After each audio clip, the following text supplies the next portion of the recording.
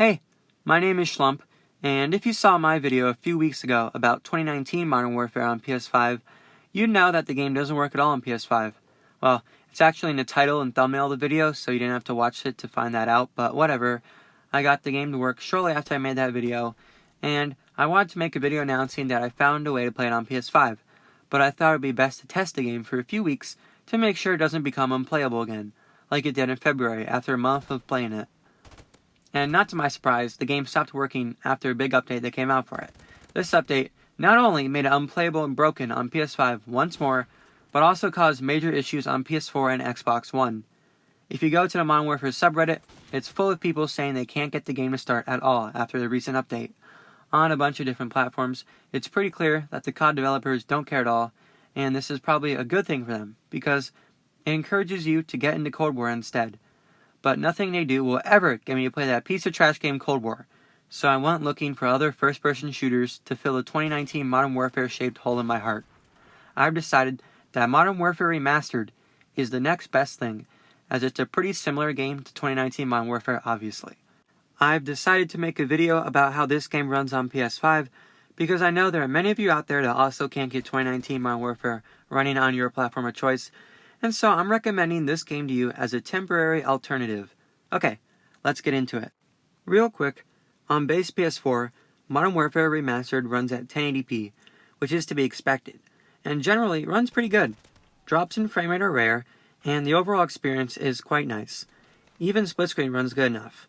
On PS4 Pro, MWR runs at 1620p, and though that isn't 4K, it still looks really sharp on a big 4K display. The game has even less frame rate drops on the PS4 Pro than the base PS4 does, and are more rare. MWR has received no update for the PS5, and so it is running entirely through backwards compatibility mode. It runs at the same 1620p resolution as PS4 Pro does, except it never drops frames at all. Completely locked 60 FPS at all times, even in split screen mode, which makes sense given the PS5 can run 2019 Modern Warfare split screen mode perfectly, when that game's split screen ran much worse on Xbox One and PS4 consoles compared to MWR split screen. I have not encountered any weird bugs or glitches that are a result of PS5's backwards compatibility mode. The game is just as it was on PS4 Pro, except now with no FPS drops at all.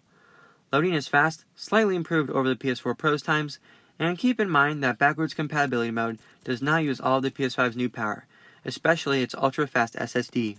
So, overall, MWR is a great time on PS5, and still holds up well visually. This is a beautiful remaster, one of the best I've ever seen. However, one thing that would make it look significantly better is stronger anti-aliasing. The poor anti-aliasing in MWR is really the only thing that keeps it from looking like a modern game. The grass in MWR is especially jaggy. With regards to the amount of active players still on MWR, and should you buy this game in 2021, Team Deathmatch and Domination are modes where you will always find matches pretty quickly. However, you will only be able to get into matches in most other modes like Prop Hunt and Gun Game on certain days at certain times.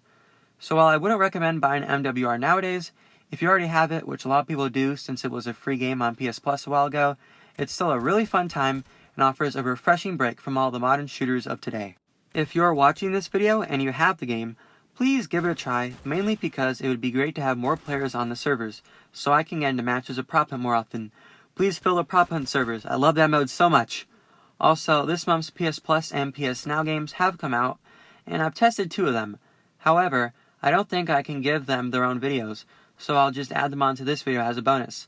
I've already made a video on Days Gone. Zombie Army 4 on PS Plus has been updated to run at a dynamic 4K and 60 FPS on PS5, and I tried it and felt it wasn't running too well. I'm extremely sensitive to frame rates, and whenever I would move the camera to a part of the screen that had a lot going on in it, I could feel the frame rate drop, so something's not right there. PS5 should easily be able to run this game in 4K, even in backwards compatibility mode. Don't play Zombie Army 4 anyways, because it's such a boring game. You just stand still and infinitely shoot into a crowd of zombies. That's it.